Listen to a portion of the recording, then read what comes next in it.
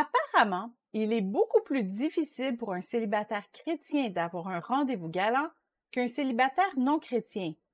Mais pourquoi? Qu'est-ce qui explique cette différence? Et surtout, comment changer cette triste tendance?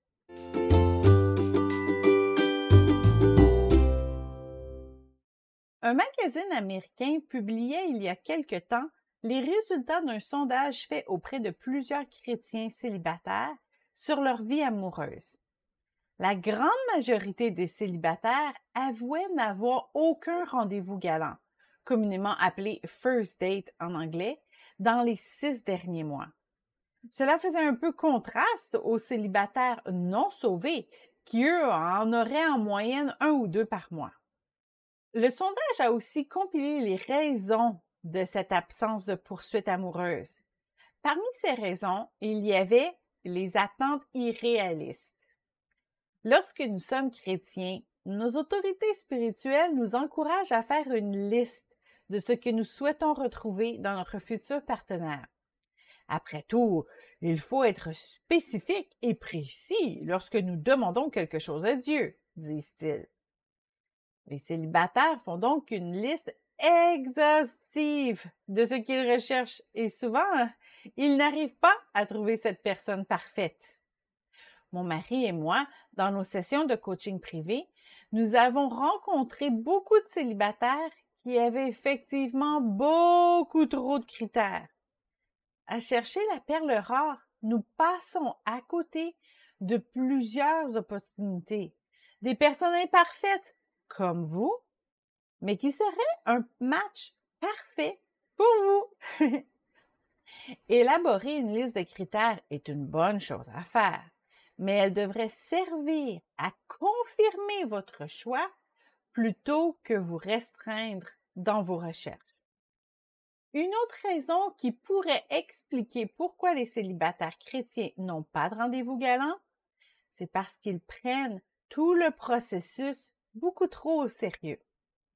C'est vrai que les chrétiens ne devraient pas sauter d'un partenaire à l'autre et que les fréquentations devraient être en vue du mariage.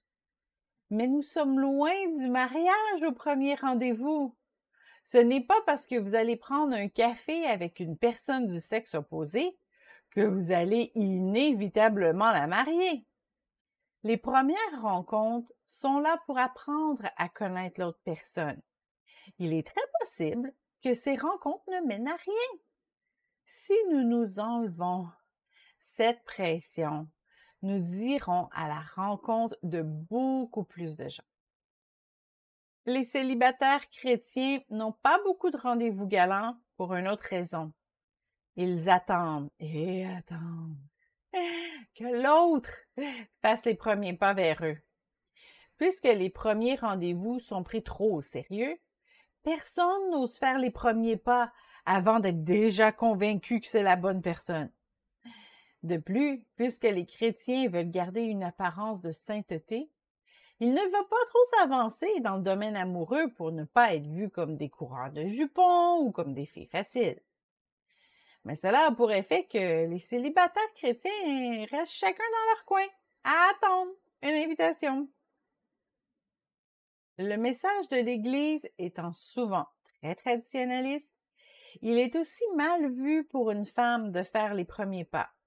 Pourtant, les femmes ont parfois fait les devants dans la Bible. On n'a qu'à penser à Ruth face à Boaz.